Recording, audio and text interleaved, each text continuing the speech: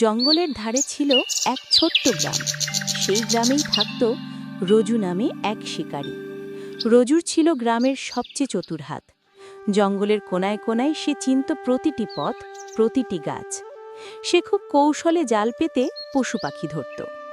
এটাই ছিল তার জীবিকার একমাত্র উপায়। রজু আর কোনো কাজ জানত না, শুধু শিকার করা আর মাংস বিক্রি করা। একদিন সকালে তার স্ত্রী মায়া রাগ করে বলল, এই যে রজু, প্রতিদিন শুধু জঙ্গলে গিয়ে শিকার করো ও মাংস এনে খাও, এটা কি তোমার একমাত্র কাজ? কখনো অন্য কিছু ভাবতে পারো না? রজু একটু বিরক্ত স্বরে উত্তর দিল, ময়া, আমরা যদি শিকার না করি তাহলে খাবো কি? তুমি প্রতিদিন অভিযোগ করো, কিন্তু বলো তো আমি আর কি করব? এটাই তো আমার কাজ। মায়া রাগে বলল, কোনো ভালো কাজ খোঁজো, নিরপরাধ জীবগুলোকে মারা বন্ধ করো। কখনো কি তাদের কষ্টের কথা ভেবেছ? রজু দীর্ঘশ্বাস ফেলে বলল, আবার শুরু করলে ময়া। সে কিছু না বলেই জঙ্গলের পথে বেরিয়ে গেল। মনের মধ্যে ভাবল, রোজই বকুনি দেয়, আমি যা করছি তাতে খারাপ কি আছে? আমি তো শুধু খাবারের জন্য শিকার করি।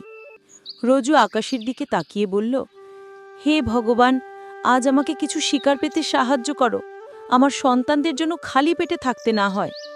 সে আজ জঙ্গলের অন্যদিকে যাওয়ার সিদ্ধান্ত নিল, হয়তো সেখানে বড় কোনো শিকার পাবে। জঙ্গলের গভীরে গিয়ে সে চারদিকে তাকালো। আরে, আজ তো কোনো শিকারই নেই। আর উপর থেকে মায়া সারাদিন মাথা খাচ্ছে, বলে শিকার করো না। বড় শিকার না করলে খাবো কি? আহা, আজ মনে হয় খালি পেটেই মরতে হবে। বসে পড়ল একটা গাছের তলায়। পিপাসাও পেয়েছে, পানিও আনতে ভুলে গেছি। একটু বিশ্রাম নিতে নিতে চোখে পড়ল এক অদ্ভুত সুন্দর তোতা। আরে, কি সুন্দর তোতা! এটা যদি ধরতে পারি ভালো দাম পেয়ে যাব, কোনো ধনী লোকের কাছে বেচে দেব। রজু চুপচাপ জাল পাতল, দানা ছিটিয়ে গাছের আড়ালে লুকিয়ে রইল। তোতা নিচে নামল, দানাগুলো দেখে ভাবল, আরে, দানা এখানে এলো কি করে? খুব লোভনীয় দেখাচ্ছে। তোতা ধীরে ধীরে জালের ভেতরে ঢুকল, আর রজু টান দিতেই ফেসে গেল। তোতা আতঙ্কে বলল, শিকারী, তুমি আমাকে কেন ধরলে? আমি তো তোমার কোনো ক্ষতি করিনি।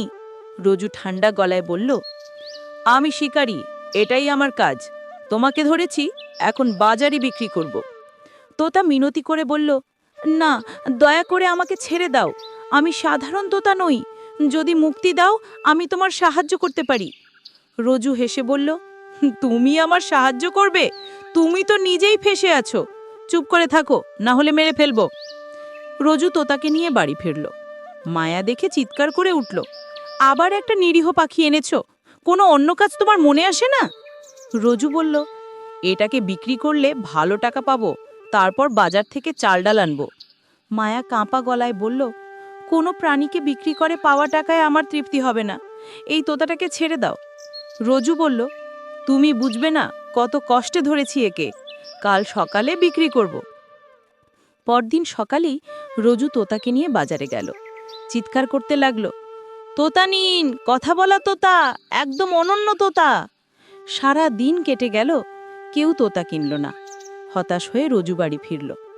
মায়া শান্তভাবে বলল, দেখলে, এমন টাকায় কখনো সুখ আসে না, ওকে ছেড়ে দাও।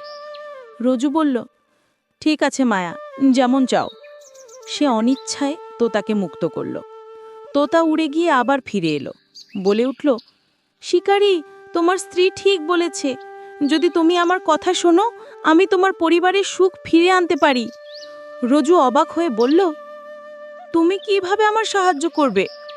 তোতা বলল, এক সময় এক সাধু আমার জীবন বাঁচিয়েছিল। এক অভিশাপে তিনি এখন বানর রূপে জঙ্গলে ঘুরে বেড়ান। যদি তুমি তাকে মুক্ত করতে সাহায্য করো, তিনি তোমাকে আশীর্বাদ দেবেন। তোতা বলল, চলো, আমি তোমাকে সেই নদীর তীরে নিয়ে যাব যেখানে সাধু থাকেন। পরদিন সকালে রজু আর তোতা নদীর ধারে গেল। তোতা আকাশের দিকে তাকিয়ে ডেকে উঠল, হে দেবী, জাগো, এই মানুষ তোমার দেওয়া অভিশাপ মুক্ত করতে এসেছে। হঠাৎ আলো ছড়িয়ে নদীর ওপারে এক সুন্দরী দেবী প্রকট হলেন। তিনি জিজ্ঞেস করলেন, তুমি কে, আর এখানে কেন এসেছ? রজু বলল, হে দেবী, আমি সেই সাধুর মুক্তির জন্য প্রার্থনা করতে এসেছি।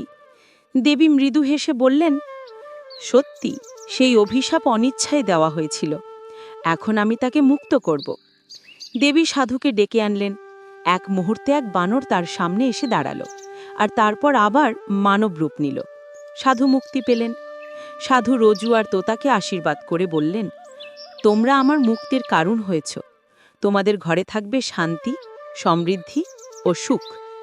সেই দিন থেকে রজু আর মায়া শিকার ছেড়ে দিল। তোতা তাদের সঙ্গে থেকে প্রকৃতির বন্ধু হয়ে গেল।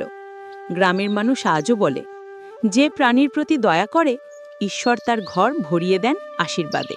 হাই বন্ধুরা, তোমরা যদি আমাদের ভিডিও এভাবেই দেখতে চাও তাহলে অবশ্যই আমাদের ফিয়ার টুন টিভি ইউটিউব চ্যানেলটিকে সাবস্ক্রাইব করে পাশে থাকো আর মজার মজার ভিডিও উপভোগ করো। ধন্যবাদ।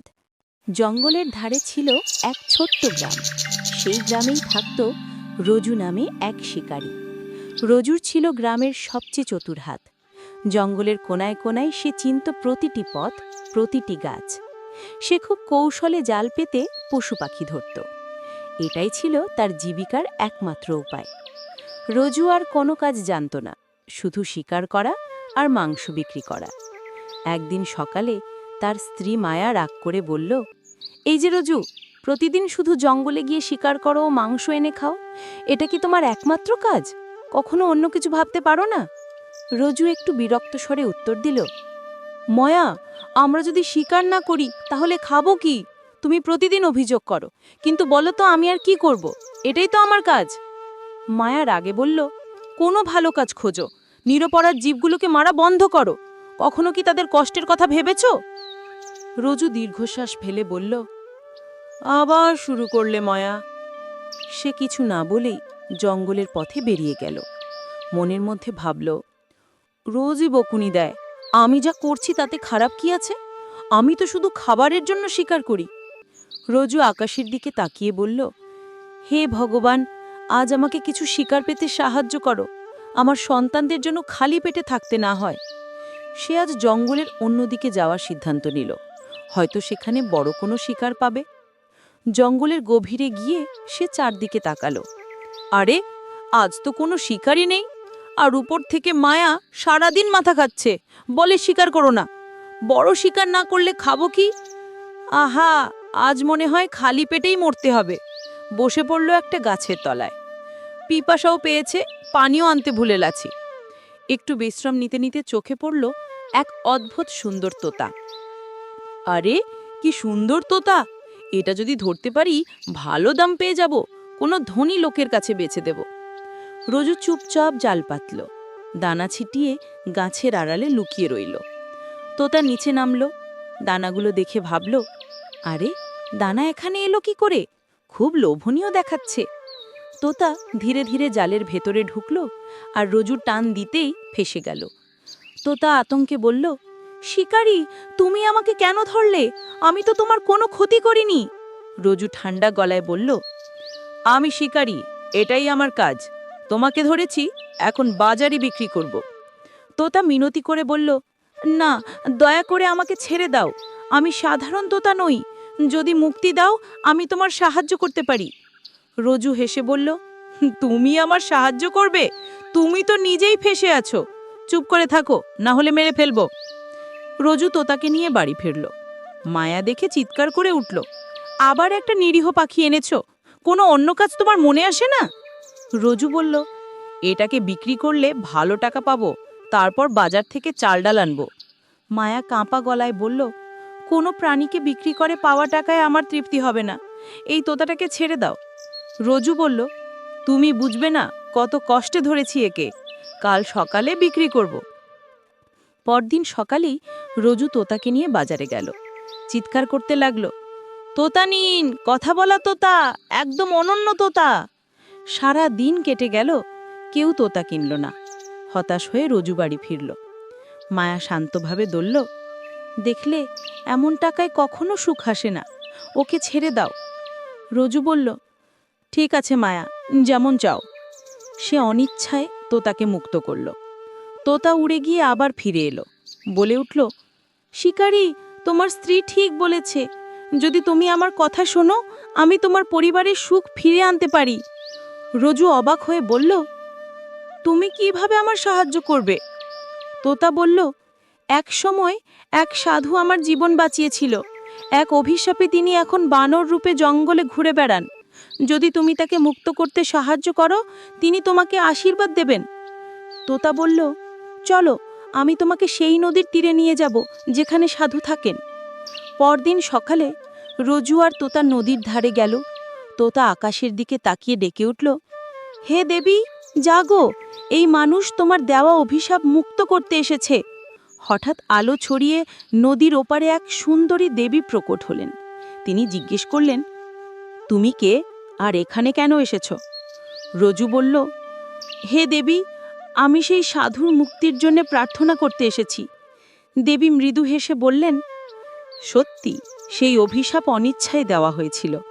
এখন আমি তাকে মুক্ত করব। দেবী সাধুকে ডেকে আনলেন।